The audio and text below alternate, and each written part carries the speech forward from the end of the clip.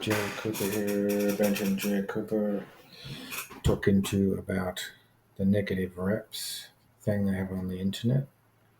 Saying negative reps as only having two opinions, old school bodybuilders styles, and the other is the science of bodybuilding.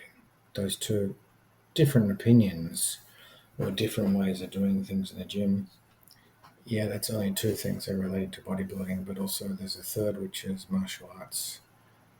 Negative reps have mainly been used for martial arts long before they did bodybuilding.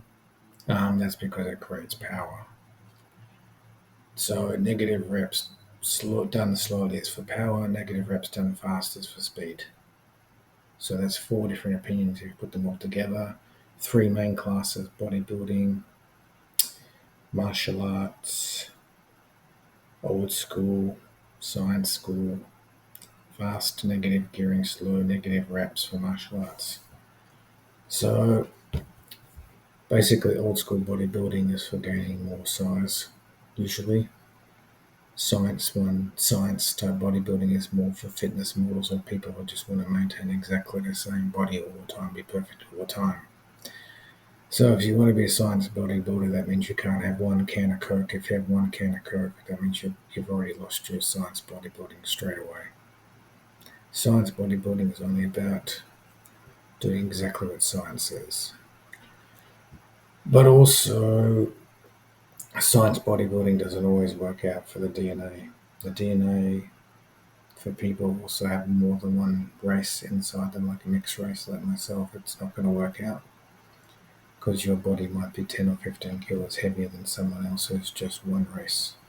So the DNA and the blood type, your other problems with your body, like any diseases, any allergies to milk proteins or something, that all comes into it. So science has to be based also on genetics. And there's different ways of working out for everybody's body. But old school bodybuilding also pays attention to three different types of bodies: mesomorph, ectomorph, endomorph, so three different types of natural bodies.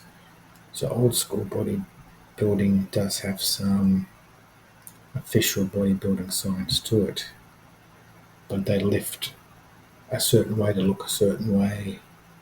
They do things a certain way to look a certain way, It doesn't have to be always the perfect diet, always exactly the right amount of reps. Like a 1 rep max for old school bodybuilding or 3 rep max.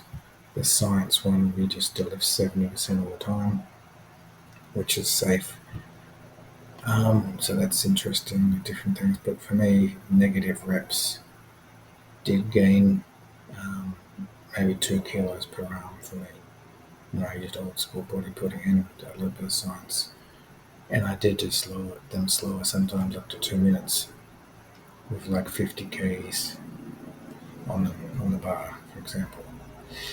Sometimes I do them faster when I'm training for faster muscle fiber for martial arts or for power.